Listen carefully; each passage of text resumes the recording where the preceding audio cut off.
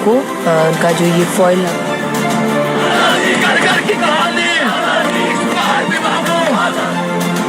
उन्होंने सिखों का नाम लिया है, लेकिन दर हकीकत कादियान और मेरे ऊपर तो 2 बम फेंके, ये उसके मकान की दीवार गिर गई। बैठे हुए थे 2 साल उनसे सीनियर जज वाले बैठे हुए थे, उनको इग्नोर करके बाहर निकालें और एक दुनिया को एक मैसेज दें कि ये हमारी सारी कौम।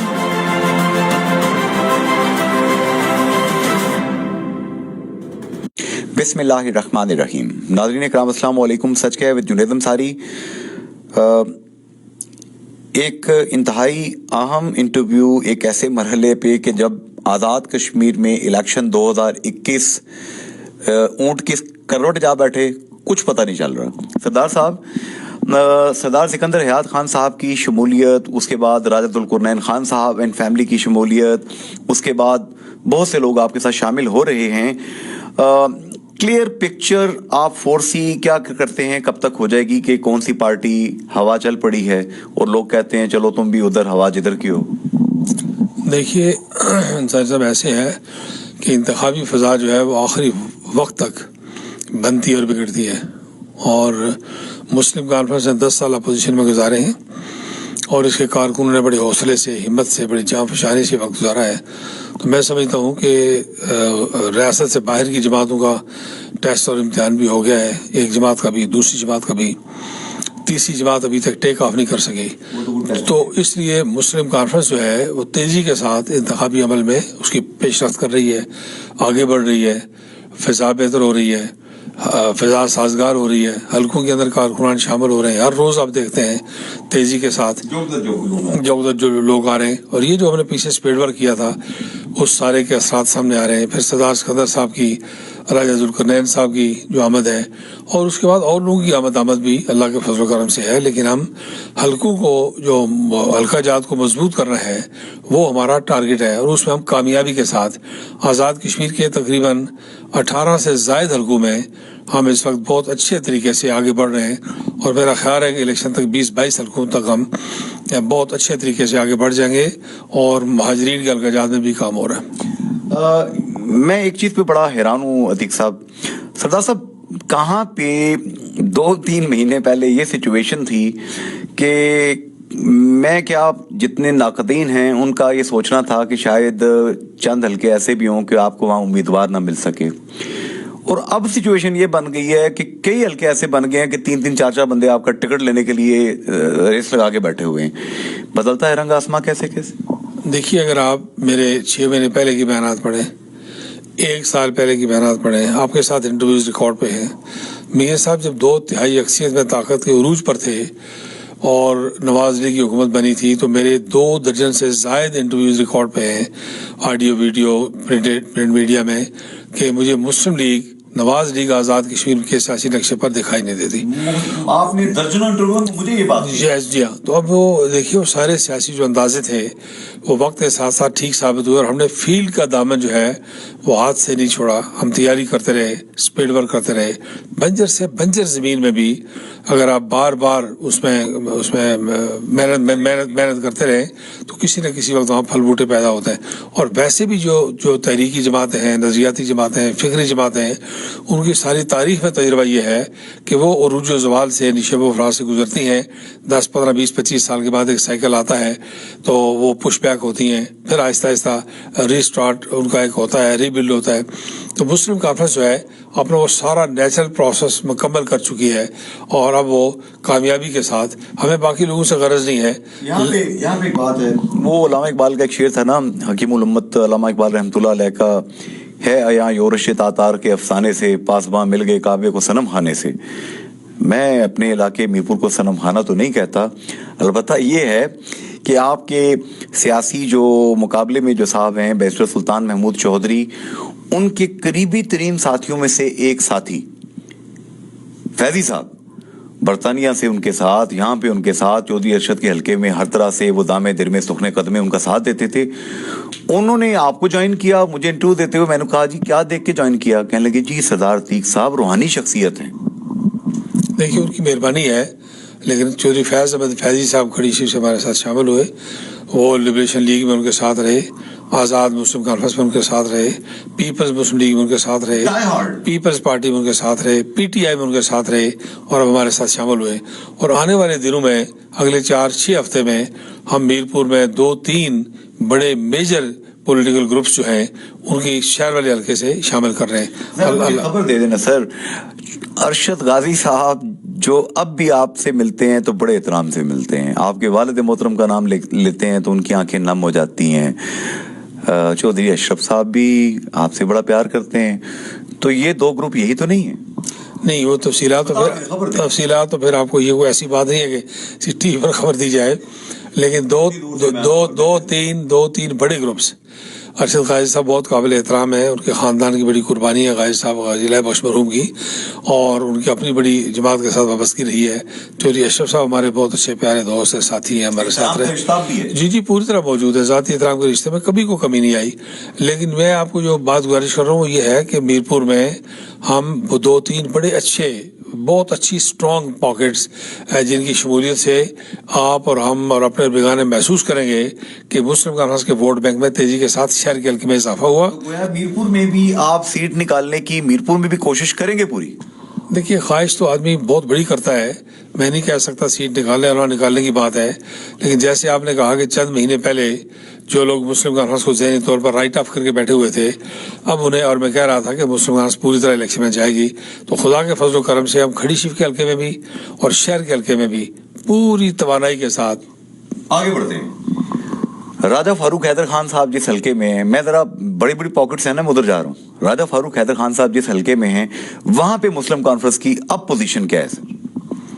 دیکھیے, جہاں تک نواز لیگ کا تعلق ہے وہ سارے آزاد کشمیر میں اس کا گراف تیزی سے نیچے گیا ہے, اور میں اسی لیے آپ کو بتا رہا ہوں, ساری بیک گراؤنڈ آپ کے علم میں ہو, آپ کے دیکھنے والوں کے علم میں ہو, سارے آزاد کشمیر میں جو گراف نیچے گیا ہے. نمبر 1. نمبر 2 بات یہ ہے کہ راجہ فاروق حیدر صاحب بہت قابل احترام ہیں, لیکن اگر آپ ان کی انتخابی ہسٹری دیکھیں تو 2-3 دفعہ کے علاوہ وہ کئی مرتبہ وہاں صاحبزادہ اسحاق ظفر صاحب سے الیکشن ہارے ہیں. اب ان کے بیٹے اشفاق صاحب ہیں, اشفاق ظفر صاحب ہیں, دوسرے صاحبزادہ صاحب جو ہیں وہ آئے ہیں امریکہ سے, ان کے دوسرے بھائی.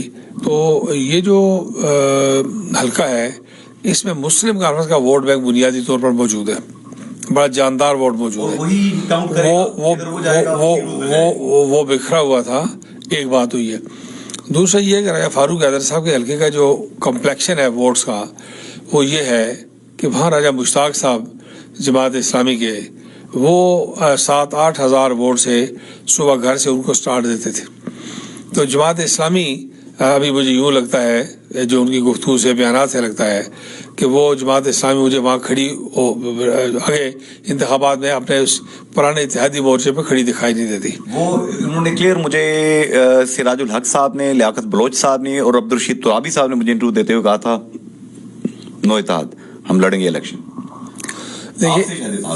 دیکھیے نا, اگر وہ بھی وہاں الیکشن لڑیں تو پھر, اور یہ صاحبزادہ امتیاز ظفر صاحب بھی, میں نے آپ کو بتایا اشفاق ظفر صاحب کو دوسرے بھائی آئے ہیں اور وہ متحرک ہو جائیں, بڑے بڑے زیر قسم کے سیاسی کارکن ہیں. میری بہت کم ملاقات ہے لیکن مجھے بڑا متاثر کیا, انہوں نے بہت ڈیپتھ والے اور بڑے پختہ سیاسی کارکن ہیں. تو پھر اس حلقے میں مشکلات راجہ فاروق حیدر صاحب کے لیے بہت مشکلات ہوں گی. چودھری عبد المجید صاحب جس حلقے میں بیٹھے ہیں ان کی صحت کافی ناساز ہے, اللہ پاک انہیں صحت دے. ڈیلی ان کی تقریباً ہر دوسرے روز ان کی جو ہے وہ درد وغیرہ کے لیے physio therapy this and that وہ چل رہا ہے. شاید ان کے بیٹے قاسم مجید صاحب الیکشن لڑیں. ڈڈیال میں نے دیکھا ہے غلام ربانی صاحب غالباً وہ شامل ہیں آپ کے ساتھ, اور بڑا ان کا اسٹرانگ قسم کا اس دفعہ ارادہ بھی ہے کوئی الیکشن لڑنے کا. ڈڈیال اور چکسواری میں آپ کیا دیکھ رہے ہیں؟ دیکھیے, انتخابات کی صورتحال جب بنتی ہے تو وہ مجموعی طور پر بنتی ہے, کسی حلقے کی بنیاد پر نہیں بنتی. اس لیے میں محسوس کرتا ہوں, نہیں میں آپ کو دکھا نا بتائیے, مثلا آپ نے ربانی صاحب کا, غلام ربانی صاحب کا ذکر کیا ہے ڈڈیال میں, وہ ضلع کونسل کے ممبر رہے, پارٹی کے عہدوں پر رہے. آپ میرپور کے ڈسٹرکٹ میں اور میمبر کے ڈسٹرکٹ میں اگر دیکھیں تو اس وقت جتنے لوگ اسمبلی میں پیچھے دفعہ اس طرح بیٹھے ہیں ان کی اکثریت کا تعلق وہ بیک گراؤنڈ جو ہے مسلم کانفرنس کے علاوہ بلدیاتی نظام میں ضلع کونسل کے ممبر سے اور اس کے بعد وہ پالیٹکس میں آئے. تو اسی طرح یہ جو باقی حلقہ جات ہیں ان میں بھی مسلم کانفرنس کا ووٹ تیزی کے ساتھ بڑھ رہا ہے. اس میں نہیں کہتا کہ وہ ساری ہماری کوئی کسی اس کا نتیجہ ہے. ہمارے ووٹ بینک میں تھوڑا سا اضافہ ہو رہا ہے, ان کے ووٹ بینک میں تھوڑی سی کمی ہو رہی ہے, باقی جماعتوں میں ٹوٹ پھوٹ ہو رہی ہے, حکومت سے مایوسی ہو رہی ہے. تو کئی فیکٹرز مل کے ایک فضا کو بناتے ہیں. اس میں سب سے اہم ایک فیکٹر میں جو دیکھ رہا ہوں, سردار صاحب مجھے کریکٹ کر دیں گے کیونکہ مجھ سے زیادہ تجربہ, مجھ سے زیادہ علم و دانش آپ رکھتے ہیں.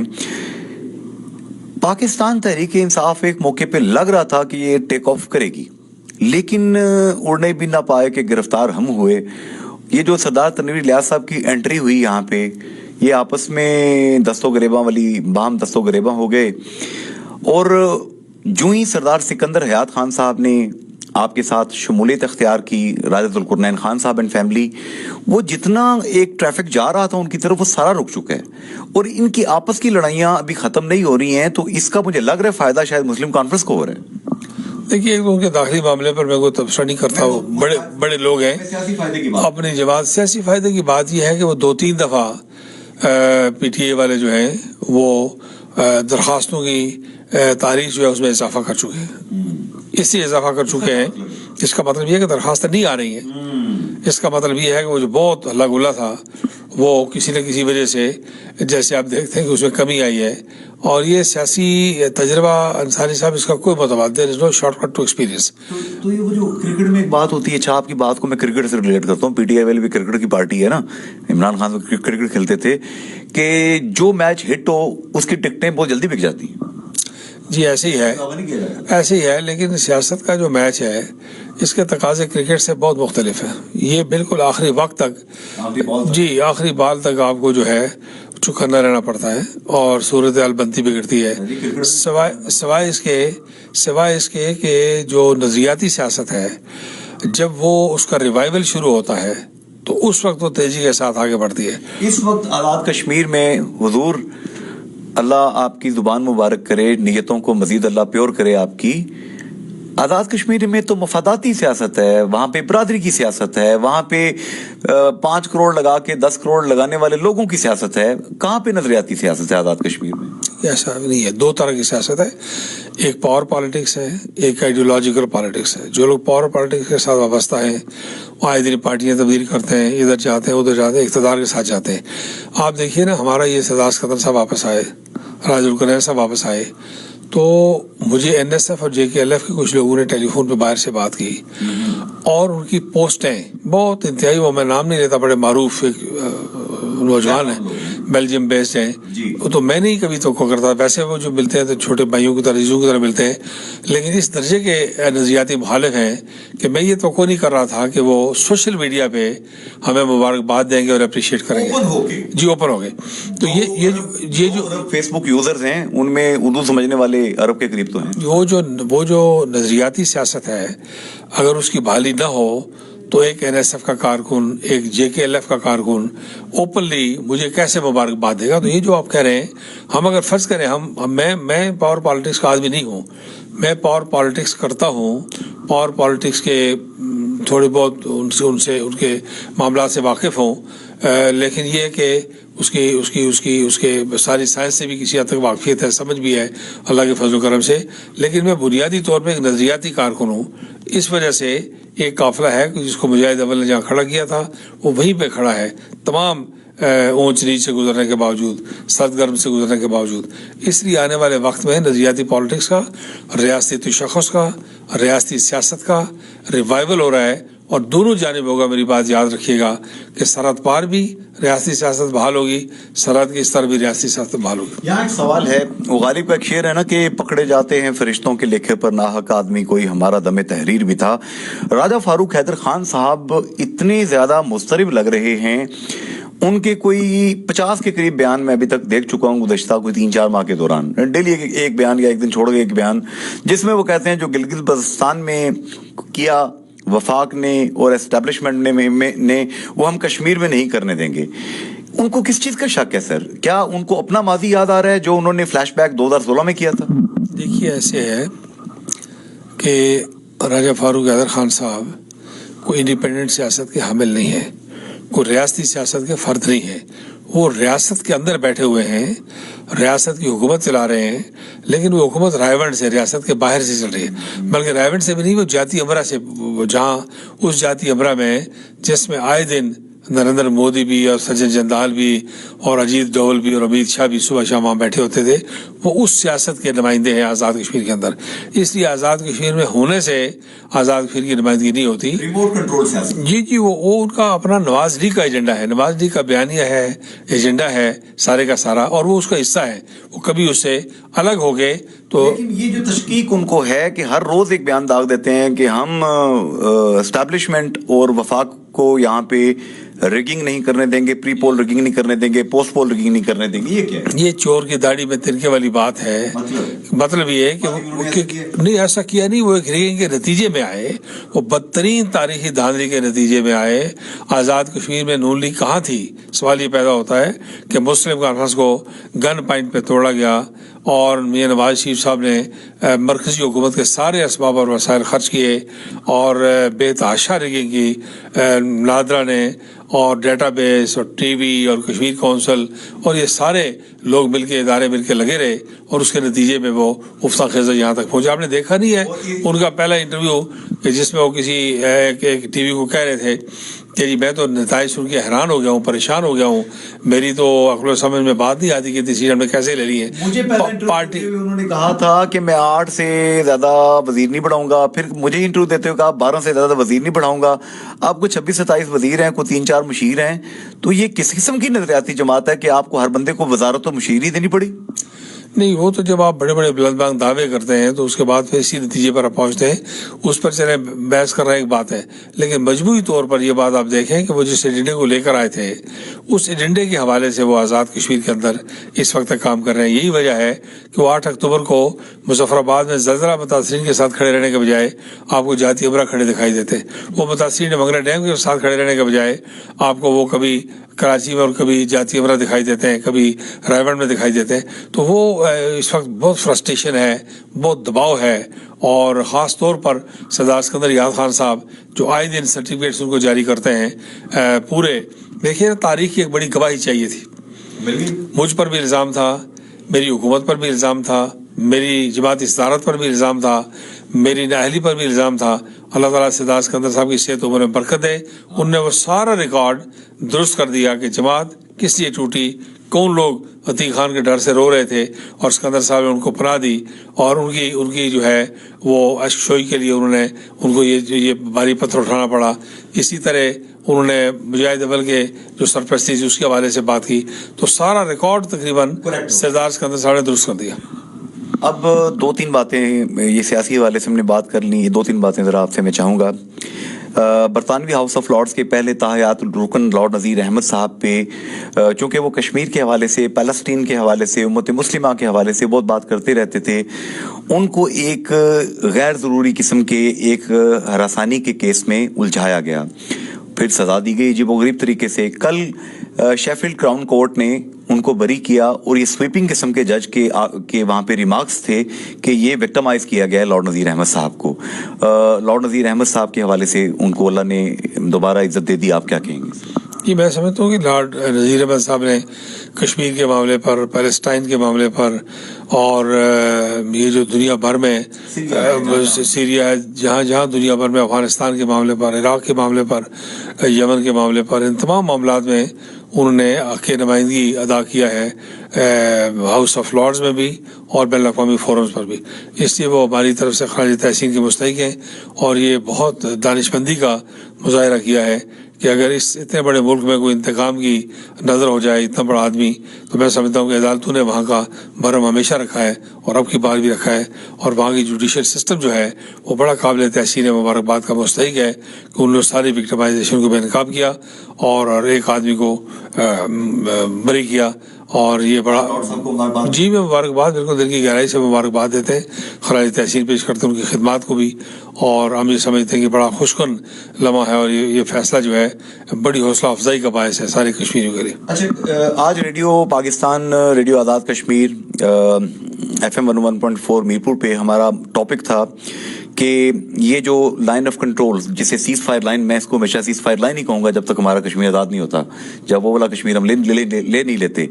یہ جو ہندوستان اور پاکستان کی اعلیٰ عسکری قیادت کی میٹنگ ہوئی اور سیز فائر کے معاہدے کی تجدید ہوئی, اس حوالے سے میرے ساتھ پروگرام میں لارڈ واجد خان صاحب نے شرکت کی, برطانیہ سے علی رضا سید صاحب برسل سے شرکت کی, ڈاکٹر موہت پیرزادہ صاحب انہوں نے بات کی, محترمہ خولا خان خان آف منگ کی بیٹی جو ہیں فاتح میرپور انہوں نے بات کی, اور ممبر پیمرا جو کہ سابق پارلیمنٹیرین ہیں ایمان پاکستان کی چیف ایگزیکٹو محترمہ فرح عظیم شاہ صاحبہ نے گفتگو کی. ان سب کا یہ کہنا ہے اوور آل کہ پاکستان کو بڑا الرٹ اور ویجیلنٹ رہنے کی ضرورت ہے کہ اس پردے میں ہندوستان کوئی بڑا کام نہ کر جائے. آپ کیا کہتے ہیں سر؟ ایک تو بات یہ ہے کہ آپ نے سیز فائر لائن کی بات کی, تو میں آپ کے جوان سال ویورز کے لیے بتانا چاہتا ہوں کہ جب جب سیز فائر لائن کو LOC میں تبدیل کیا گیا, تو اس کے بعد مجاہد اول اس وقت صدر تھے, چیف ایگزیکٹو تھے, تو انہوں نے آفیشلی نوٹیفیکیشن جاری کیا کہ آزاد کشمیر کی حکومت کا کوئی رکن اس خط و خطابت میں LOC کو LOC نہیں لکھے گا, سیز فائر لکھے گا. یہ مجاہد اول نے فرمایا تھا؟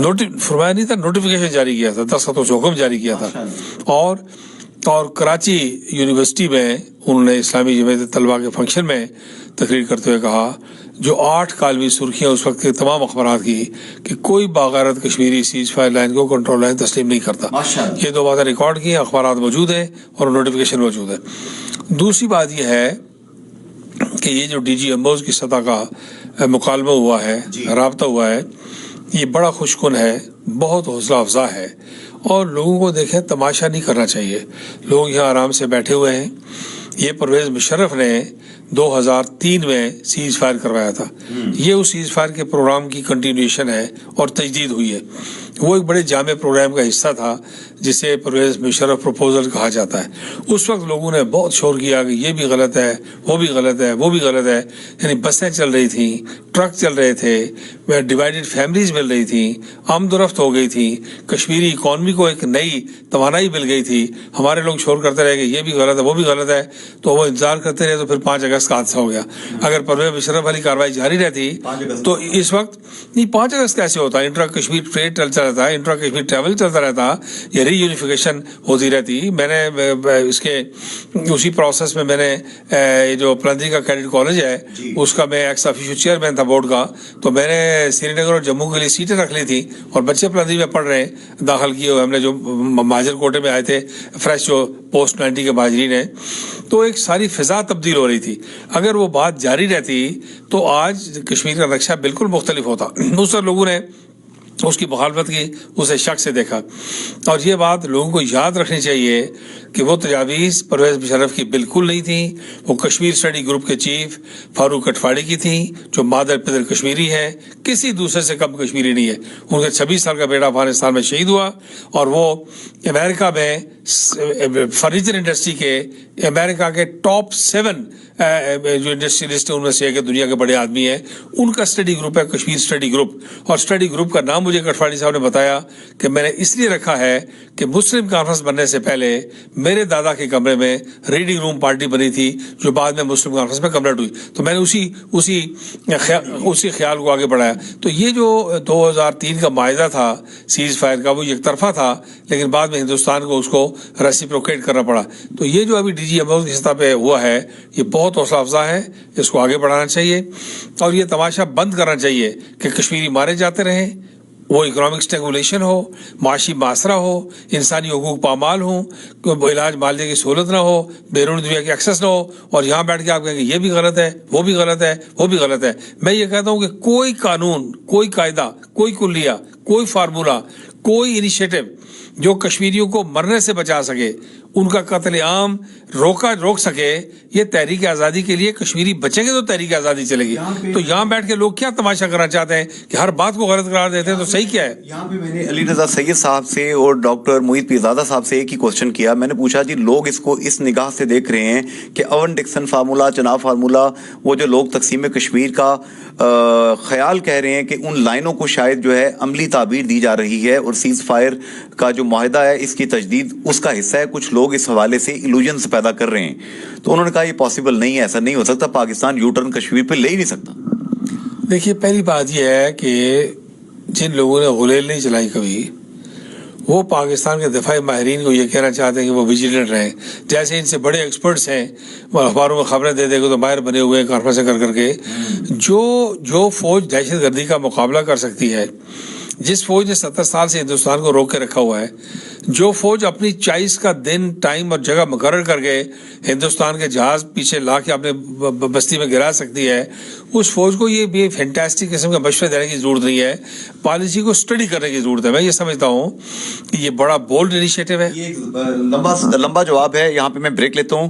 بریک کے بعد ہم سردار عتیق صاحب سے یہیں پہ لیں گے کہ وہ بزرگ مہر جو کہ الٹی سیدھی ایلوژنس پیدا کر رہے ہیں, جیسا کہ ڈاکٹر محیط پیرزادہ صاحب نے بھی اس چیز کی نفی کی, علی رضا سید صاحب نے بھی نفی کی, اب تفصیلی لاجیکل جواب سردار عتیق صاحب دیں گے. چلتے ہیں بریک کی جانب.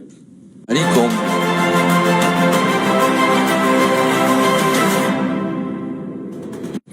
جی ناظرین, اس وقت سردار عتیق احمد خان صاحب, سابق وزیر اعظم آزاد کشمیر, سربراہ آل جموں کشمیر مسلم کانفرنس, جو کہ واحد وہ ریاستی جماعت ہے جس کے متعلق میں حسن گمان اور خوش امیدی رکھتا ہوں کہ یہ 2021 کے الیکشن میں پاور میں آئے گی اور ریاستی تشخص کو بحال کرنے میں اپنا کردار ادا کرے گی.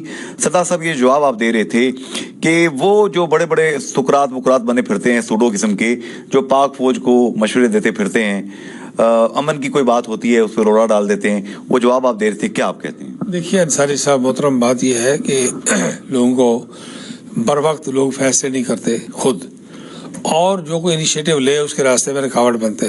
میں آپ کو 1-2 منٹ میں بیک گراؤنڈ نالج کے ایک بات بتا رہا ہوں جی. کہ فاروق خان لغاری صدر پاکستان دہلی گئے اور حریت کانفرنس سے ملے.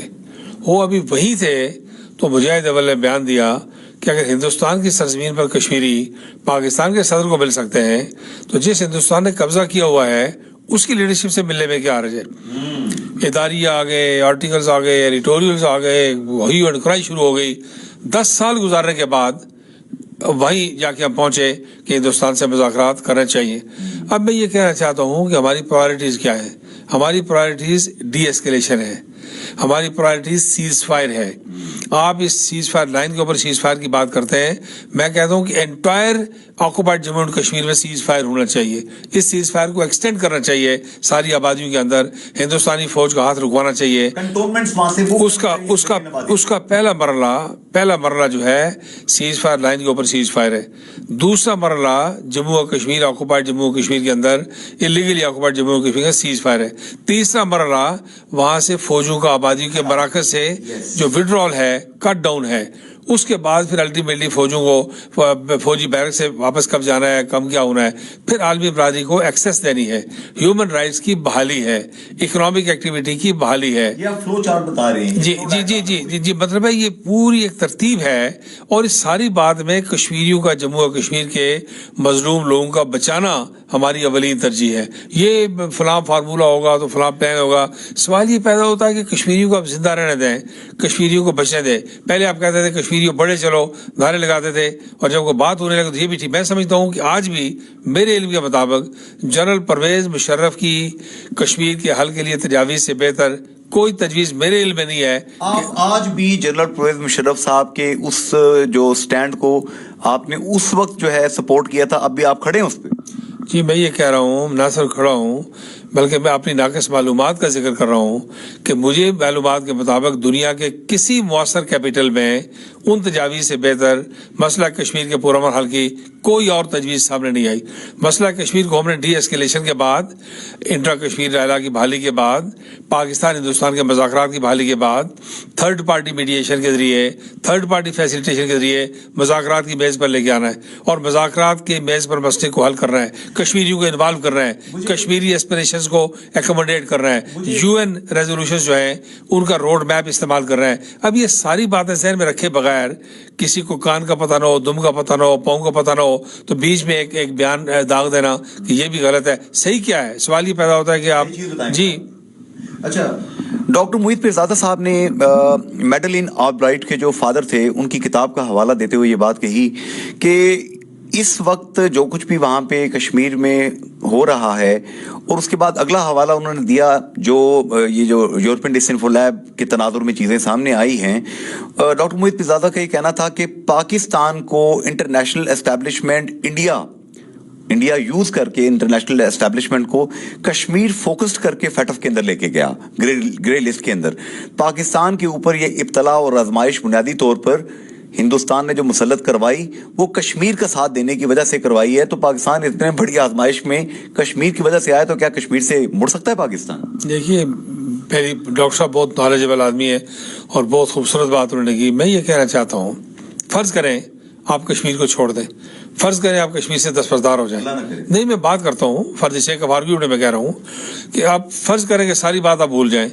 مجھے یہ بتائیں کہ دنیا کا کون آدمی گارنٹی کرتا ہے کہ ہندوستان اپنے ڈیزائنز فار ایکسپینشن جو ہیں ان کو ترک کر دے گا، وہ ہیجمنسٹک ڈیزائنز کو چھوڑ دے گا، وہ پھیلاؤ کی پالیسی ترک کر دے گا، وہ سینٹرل ایشیا تک ایکسیس کی پالیسی بند کر دے گا، وہ چائنا کو جو اسٹیگولیٹ کرنے کی پالیسی ہے بند کر دے گا، چائنا کنٹینمنٹ کی پالیسی بند کر دے گا، یہ جو چینڈا سینچری میں چین کے مقابلے میں اپنی اکنامک امپائر بلڈ اپ کرنا چاہتا ہے وہ چھوڑ دے گا. کس افلاطون نے یہ بات بتائی ہے؟ مجھے یہ بتائیے. سوال یہ پیدا ہوتا ہے کہ ہندوستان کے کیا مفادات ہیں کشمیر میں؟ پاکستان کی تو اکانومی ہے، پاکستان کا تو پانی ہے، پاکستان کا تو ڈیفنس ہے، پاکستان کا تو ٹریڈ ہے، پاکستان کا تو کلچر ہے، پاکستان کی تو ہسٹری ہے، پاکستان کا ڈیفنس ہے. ہندوستان کی کیا چیز کشمیر میں پھنسی ہوئی ہے؟ کوئی ایک چیز ایسی نہیں ہے، کوئی چیز اسٹیک پر نہیں ہے. ہمارا سب کچھ اسٹیک پہ ہے. اسی لیے قائد اعظم نے اشارہ کہا تھا. تو کشمیر میں پاکستان کی جو پالیسی ہے وہ بالکل درست سمت میں ہے، میں سمجھتا ہوں. اس لیے ہندوستان یقیناً انٹرنیشنل اسٹیبلشمنٹ کو استعمال کر رہا ہے، لیکن یہ کوئی حقائق جو ہیں کبھی مستقل لوجز کے نہیں ہوتے. حقائق جو ہیں، ہم اس پاکستان کے سے پہلے ایک حقیقت ہے، اس پاکستان کے بعد ہم دنیا کے کمزور ترین قوم ہو گئے، دوسری حقیقت تھی ہم ایٹمی طاقت بن گئے، ایک اور تیسری حقیقت سامنے آ گئی ہے. حقائق بدلتے ہیں، آپ کو اپنی جگہ پہ کھڑے رہنا ہے، حقائق کو ٹھیک کرنا ہے. پاکستان میں پورا پوٹینشیل موجود ہے. افغانستان میں امن ہمارے بغیر نہیں ہو سکتا. چین ہندوستان کے تعلقات ہمارے بغیر ٹھیک نہیں ہو سکتے. عربوں کے نئی ایڈمنسٹریشن کے ساتھ تعلقات پاکستان کے بغیر ٹھیک نہیں ہو سکتے. سارے ٹرمپ کی جولی میں بیٹھے ہوئے تھے، اب بائیڈن آ گیا ہے، اس کے پاکستان کے ساتھ تعلقات ٹھیک ہے. اس کے گلے میں پاکستان کا نشان پاکستان پڑا ہوا ہے، زرداری صاحب کے بینظیر صاحب کے دور کا جب سینیٹر تھا. تو سوال یہ پیدا ہوتا ہے کہ حقائق بدلتے ہیں. آپ کو اپنا موقف واضح کرنا ہے تاکہ دوست اور دشمن کو پتا ہو کہ آپ کہاں کھڑے ہیں. اگر اس کو آپ کا ساتھ دینا ہے تو ساتھ دے. آپ نے چین کے ساتھ سی پیک کر لیا ہے، آپ نے سائنو پاک ٹریٹی کر کے رکھی ہوئی ہے. چین اب فریق ہی نہیں ہے، چین مسئلہ کشمیر میں شریک بھی ہے، باقی ملک شریک نہیں ہے. جی، اسٹیپل ویزا انہوں نے ہندوستان کو انکار کر دیا. یہ آج غلط پروپیگنڈا ہے کہ گلگت بلتستان کے بارے میں چین کا کوئی پریشر ہے. چین کا کوئی پریشر نہیں ہے. میں 100% ریکارڈ پہ کہتا ہوں. باقی دنیا کی قومیں 100 سال کا کیلنڈر تیار کرتی ہیں.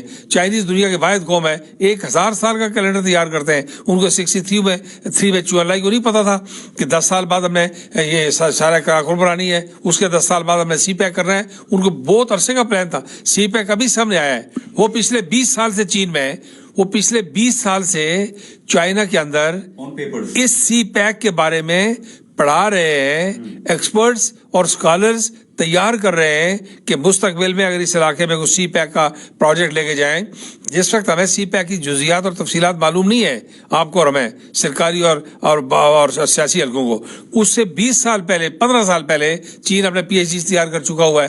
ایسی قوم کے بارے میں ایک ابہام ہے یا الجھن ہے، اس کی تشریح کر دیں گے. ہمارے قوم پرست دوست جو ہیں، بھائی ہیں، جو کہ اتنے ہی محب وطن ہیں, ہم سے زیادہ محب وطن ہیں, میں یہ کہتا ہوں. ان کا یہ کہنا ہے کہ پاکستان اگر اس کو بارڈر ایشو کے طور پہ یا وہ 560-62 ریاستوں کے مکمل نہ ہونے والے ایجنڈے کی طرف چیز کو لے کے جاتی ہے پاکستان کی سٹیٹ, تو یہ بارڈر ایشو بن جاتا ہے. لیکن اگر ہم کشمیر کی آزادی کے ایشو کو ایک قوم کی آزادی کے ایشو کے طور پہ دنیا میں لے کے جائیں تو دنیا سنتی ہے.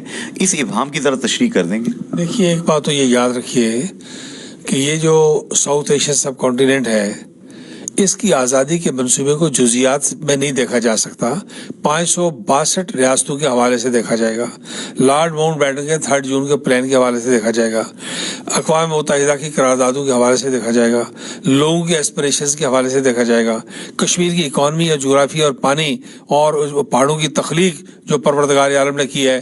نیٹ پہ جا کے دیکھیں کہ ایک قطرہ بارش کا برقع پڑتا ہے تو کشمیر سے پہلے پنجاب کو اور سندھ کو سیراب کرتے ہیں.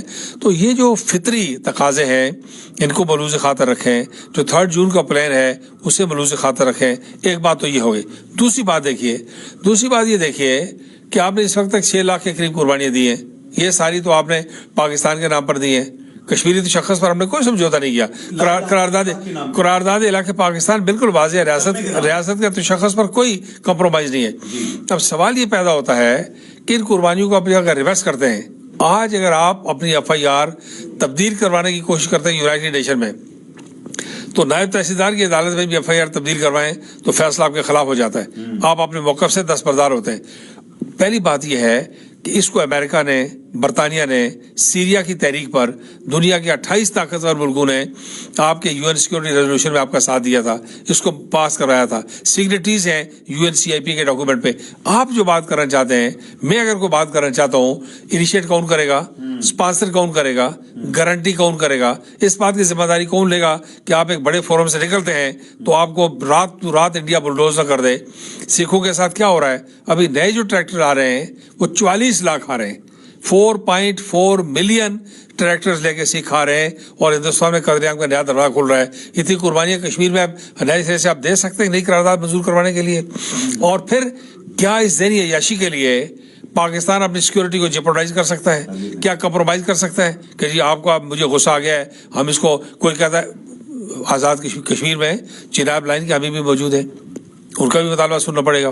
آزاد کشمیر میں مرجر کہ جی آدھا آپ گلگت کو ادھر بدغم کریں, جموں کو ادھر بدغم کریں, یہ لوگ بھی موجود ہیں. تقسیم والے بھی موجود ہیں, پارشل انیکسیشن کے لوگ بھی موجود ہیں, صوبے کے حامی بھی موجود ہیں, کنڈومینیم کے حامی بھی موجود ہیں کہ سری نگر میں پاکستان ہندوستان کا جھنڈا لگا دیں. تو اس کے جو 10 آدمی اٹھ کے کھڑے ہوں ان کی بات ماننے کے لیے آپ جو ایک بات یہ ہے کہ آزاد کشمیر میں جو نظریہ علاقے پاکستان ہے اس کی بنیاد پاکستان بننے سے پہلے رکھی گئی, 3 جون کے پلان کے مطابق ہے. اور یہ بات آپ یاد رکھیں کہ جس اسمبلی نے یہ قرارداد علاقے پاکستان منظور کی ہے, آئین کو تحفظ دیا ہے, وہ مسلم کانفرنس نے اکثریت کی بنیاد پر بلڈوز نہیں کیا. اس میں مسلم کانفرنس اقلیت میں تھی کہ خورشید صاحب کی جماعت, چوری نور حسین صاحب کی جماعت, سردار محمد رحیم خان صاحب کی جماعت اکثریت میں تھی اور ہم اقلیت میں تھے, اور تمام لوگوں نے مل کر متفقہ طور پر اس کو آئین میں تحفظ مہیا کیا ہے. تو قومیں جو ہیں وہ آئین سے چلتی ہیں, قانون سے چلتی ہیں, بنیاد سے چلتی ہیں, غالب اکثریت کے اتفاق رائے سے چلتی ہیں. یہ تو 4 آدمی کوئی کھڑے ہو گئے کو بات کریں, ان کے لوگ قابل احترام ہیں, ان کی سوچ قابل احترام ہے, لیکن حکمت عملی کو سمجھ. اور پھر ایک اور بات, اس معاملے میں بہت تفصیل سے یہاں بات کرنی مشکل ہے, لیکن ایک اور بات کہ حق خود ارادیت کے نام پر ہندوستان ڈیفینسو ہے, استصواب رائے کے نام پر ہندوستان ڈیفینسو ہے, اس لیے خود استصواب رائے کے نتیجے میں بنائے, حق خود ارادیت کے نتیجے میں بنائے.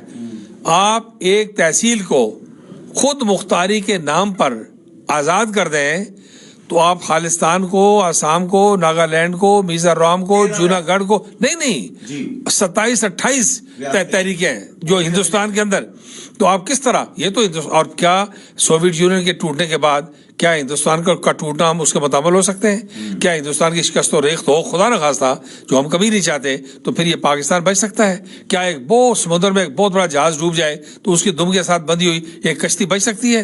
وہ تو جہاز تو ڈوبتے ڈوبتے ڈوبے گا, لیکن اس کے جو ٹربولنس ہے اس سے کشتی پہلے ڈوب جائے گی. خدا نخواستہ ہندوستان ٹوٹنا شروع ہو تو پاکستان وقت سے پہلے جو ہے وہ اس سے بخری ہو سکتا ہے. یہ سٹرائزیشن جو بائیڈن ٹرمپ کی جگہ جو بائیڈن کا آنا آپ اسے کشمیر کے لیے کوئی کمپیریٹیولی بہتر سچویشن دیکھ رہے ہیں؟ کیونکہ ٹرمپ صاحب نے تو کافی مایوس کیا تھا. دیکھیے امریکہ ایک سپر پاور ہے, ہمارے اوپر کچھ کریں یا نہ کریں, ٹرمپ نے امریکی سلامتی کو خطرے میں ڈال دیا تھا. ٹرمپ نے امریکی انٹیگریٹی کو خطرے میں ڈال دیا تھا, اس کے استحکام کو خطرے میں ڈال دیا تھا. ہماری فکر بعد کی بات ہے. اب اس طرح نہیں ہے, اب دنیا میں امریکہ اکیلا نہیں ہے. امریکہ نے جب بحری بیڑا چلایا ہے ساؤتھ چائنا سی میں, تو امریکیوں نے چائنیز نے کیا کہا؟ چائنیز نے کہا کہ کاغذی شیر آگے آ گئے. امریکیوں نے بڑی توہین سمجھی. امریکیوں نے توہین سمجھی کہ کیا سٹیٹمنٹ ہے, گالی کے مترادف ہے. انہوں نے اپنی انٹیلیجنس سے کہا کہ میں بتاؤ کہ چائنیز نے کیا کہا ہے. تو آپ کو پتا ہے انہوں نے کیا کہا؟ امریکن انٹیلیجنس نے تحقیق کر کے بحری بیڑا لوگوں کو پتہ نہیں ہے کیا ہوتا ہے.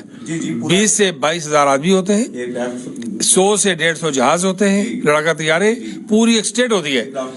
تو انہوں نے کہا کہ کاغذی شیر آئے ہیں. جب امریکن انٹیلیجنس نے تحقیق کی تو انہیں پتہ لگا کہ چائنیز اس عرصے میں اپنے آپ کو صرف ایک اکنامک بلڈ اپ نہیں کیا, بلکہ چائنا کے پاس ایسے ہتھیار ہیں کہ ایک بحری بیڑے کے لیے ایک راکٹ کافی ہے. واہ, ایک بحری بیڑے کے لیے امریکہ کے لیے ایک راکٹ کافی ہے. اور چائنا نے کہا کہ ہم ایک وقت میں ساؤتھ چائنا سی میں, ہانگ کانگ میں اور لداخ میں تینوں بازو پر لڑنے کے لیے تیار ہیں. اس وقت امریکہ اکیلا نہیں ہے کہ ہمیں کو بہت فکر ہو. امریکہ کے ساتھ ہمارے تعلقات اچھے ہونے چاہیے, لیکن ٹرمپ نے امریکہ کی سلامتی کو خطرے میں ڈال دیا تھا. بائیڈن اور نا تجربہ کار آدمی تھا, کبھی لوکل کونسل کا ممبر نہیں رہا, امریکہ کا صدر بن گیا. امریکہ کا پہلا تجربہ ہے کہ ایک نا تجربہ کار آدمی کو امریکہ کے صدر. تو یہ نہیں, میں پالیٹکس کی بات کروں, کیسینو چلانے کی بات اور ہے, مطلب وہ جو چلے سیاسی تجربہ کوئی نہیں تھا. جو بائیڈن جو ہے وہ 73 سے ایک انتخابی نمائندگی کے فورم پر کام کرتا آ رہا ہے, سینٹ میں, کانگریس میں. تو اس لیے میں سمجھتا ہوں کہ ایک تجربہ کار آدمی, ہمیں کو بیچا امیدیں نہیں لگانی چاہیے. امریکہ کی جو پالیسی مسلمانوں کے بارے میں ہے وہ طے شدہ ہے, جو انڈر ڈیولپنگ کنٹریز کے بارے میں وہ طے شدہ ہے, جو ان کی دنیا میں اپنا پھیلاؤ کرنے کے بارے میں ہے وہ اپنی جگہ ہے. لیکن اب ایسے مقام پر پھنس گئے ہیں کہ امریکہ میں ابھی دیکھیے نا, ایک دنیا کی بڑی اسٹیٹ ٹیکساس میں اور فلاں اسٹیٹس میں اب ہفتوں کے حساب سے بجلی بند ہے, گیس بند ہے, پانی بند ہے, سڑکیں بند ہیں, اسکول بند ہیں, ہسپتال بند ہے. یہ کبھی انہوں نے سوچا بھی نہیں تھا. اب ایک ایسا سوال جس کا تعلق ہماری کشمیر کی روایات کے ساتھ ہے, آخری سوال ہے یہ, ہماری پاکستان کی اسلامی روایات کے ساتھ ہے, ہم مسلمانوں کی اسلامی روایات کے ساتھ ہے. حکیم الامت علامہ اقبال رحمۃ اللہ علیہ کا شعر تھا کہ تمہاری تہذیب اپنے خنجر سے آپ ہی خودکشی کرے گی, جو شاخ نازک پہ آشیانہ بنے گا ناپائیدار ہوگا. ابھی یہ کل women's day, international women's day گزرا. ہم نے کنن پوش پورا کی ان بہنوں اور بیٹیوں کو آنسوؤں کے ساتھ یاد کیا جن کے ساتھ زیادتی ہوئی تھی. ہم نے مقبوضہ جموں کشمیر کی ان عفت مآب بیٹیوں, ماؤں اور بہنوں کو یاد کیا کہ جنہوں نے آزادی کے لیے اپنی عزتیں جو ہیں نیلام کر دی. انڈیا نے ظلم کر دیا ان کے ساتھ کھلواڑ کر دیا, لیکن وہ آزادی کے اس نظریے سے پیچھے نہیں ہٹیں. میں پاکستان میں دیکھ رہا ہوں عجیب و غریب قسم کی کچھ NGOs ہیں, میرا جسم میری مرضی, کچھ عجیب و غریب قسم کے ایسے نعرے کہ جو میری تہذیب سے اور میرے دین سے لگا نہیں کھاتے. سردار صاحب, یہ نظریاتی تخریب کاری ہے, یہ کیا ہے؟ دیکھیے, ساری دنیا کو مسائل کا سامنا ہے, ہمیں ذرا زیادہ ہے. جہاں تک خواتین کی آزادی کا تعلق ہے, اگر آپ مارگریٹ تھیچر کو پڑھیں تو وہ لکھتی ہے کہ جب میں پہلی بار الیکٹ ہوئی تو مجھے ہاؤس آف کامن میں کوئی مرد اپنے ساتھ بٹھانے کے لیے تیار نہیں تھا. پارٹی کی میٹنگز میں, پارلیمانی پارٹی کی میٹنگ میں الگ بیٹھتی تھی.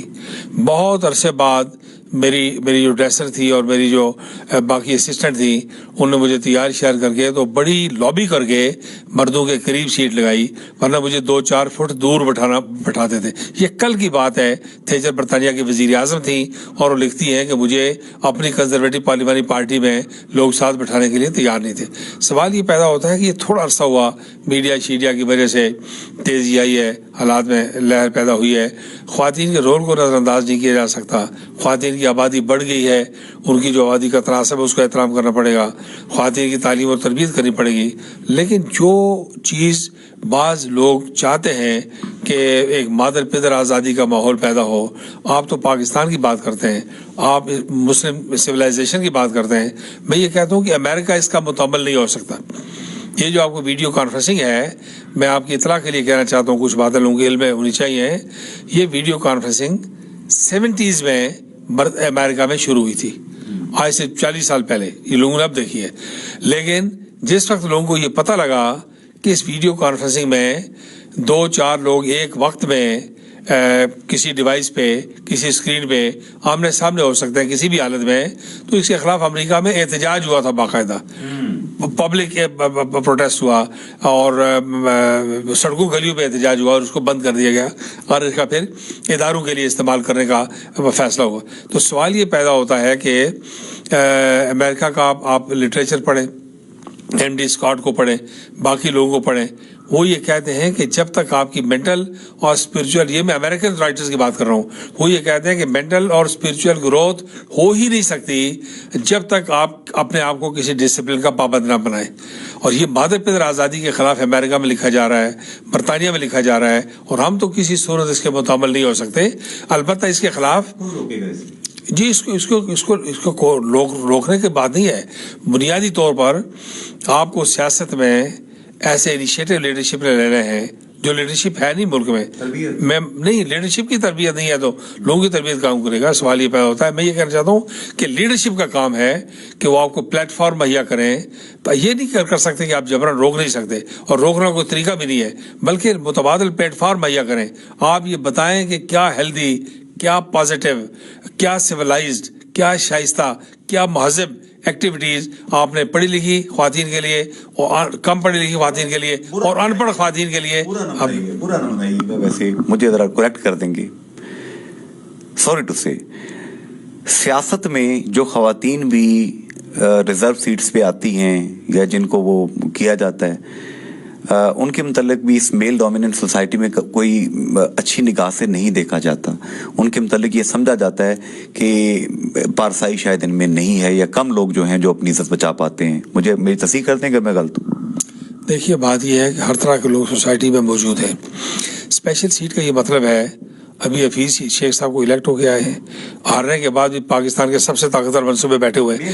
جی میں یہی کہہ رہا ہوں، اسٹیبلشمنٹ کا کوئی تعلق نہیں ہے، وہ انٹرنیشنل اسٹیبلشمنٹ کا، ہماری اسٹیبلشمنٹ کا کوئی تعلق نہیں ہے. جی تو وہ ان کو واپس اس میں چلے. جی سوال یہ پیدا ہوتا ہے کہ وہ تو آپ کو اداروں کو عزت دینی ہے، اداروں کے افراد کو عزت دینی ہے. جی ایک پارٹی تو ایسی ہے جہاں پہ خواتین کی وجہ سے لوگ جلسوں میں جاتے تھے کہ یار چلو ذرا ہلا گلا رہے گا، میوزک ویوزک اچھا ہوتا ہے. تو خواتین کو عزت دینا تو سر میرا اور آپ کا کام ہے. دیکھیے اس بات کی اصلاح کی ضرورت ہے، اس بات کی اصلاح کی ضرورت ہے. ایک وقت ایسا تھا بھٹو صاحب کے آخری دور میں کہ داڑھی والا آدمی اور برقعے والی خاتون بازار نہیں جا سکتی تھی. نامناسب باتیں تھی. جی ڈر کے بارے جاتے ہی نہیں تھے. اور معراج محمد خان نے تقریر کرتے ہوئے کہا کہ لوگوں نے داڑیاں نہیں جھاڑیاں رکھی ہیں. یہ ان کے الفاظ میں دہرا رہا ہوں کہ داڑیاں نہیں جھاڑیاں ہیں جن کی آڑ میں یہ مذہب کے نام پر سیاست کا شکار کھیلتے ہیں. یہ معراج محمد خان جیسا اسکالر، اس کو مطلب اس خدا کے بندے نے یہ تقریر کی تھی پبلک جلسے میں.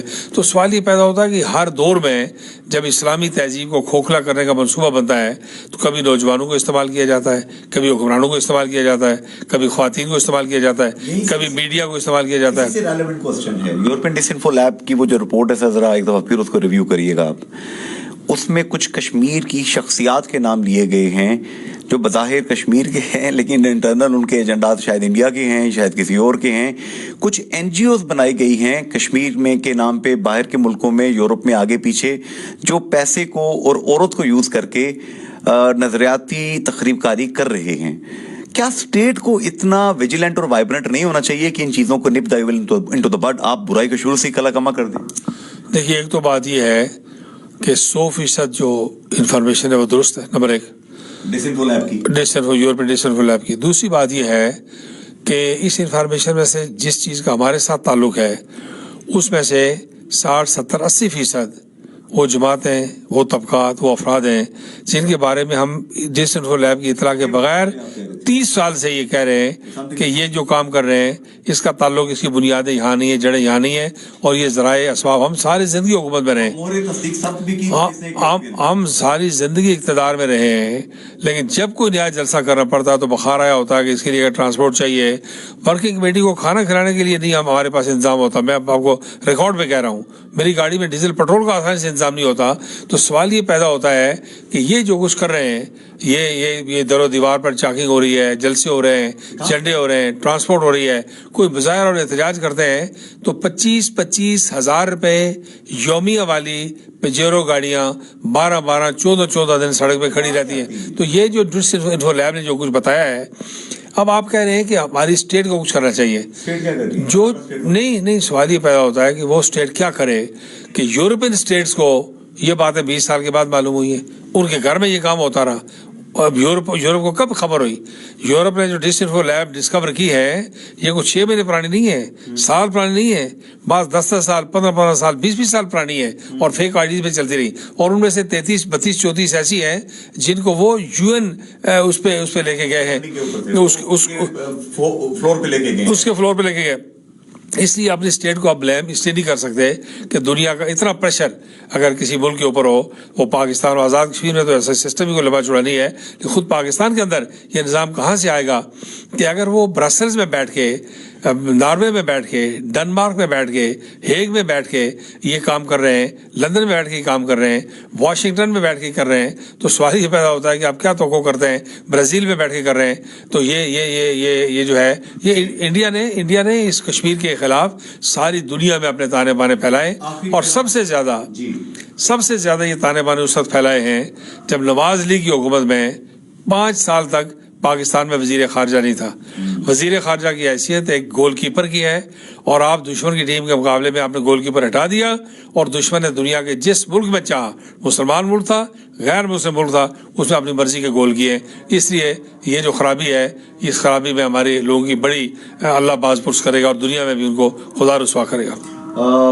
इलेक्शन के हवाले से वो तमाम लोग जो कारकुनान हैं, जो हैज़ व बैज़ की कैफियत में हैं, जो आपकी दावत का इंतज़ार कर रहे हैं, जेके न्यूज़ टीवी पूरी दुनिया में लोग देख रहे हैं, बरतानिया से लेके अमेरिका से लेके आज़ाद कश्मीर, मकबूजा कश्मीर, हर जगह देख रहे हैं। उनको वो जो लोग जो कि अभी भी मखमसे में हैं, आप खुलूस से दिल से उनको दावत देना चाहते हैं तो प्लीज़ आप उनको कैमरे की तरफ देखें, दावत दीजिए मुस्लिम कॉन्फ्रेंस।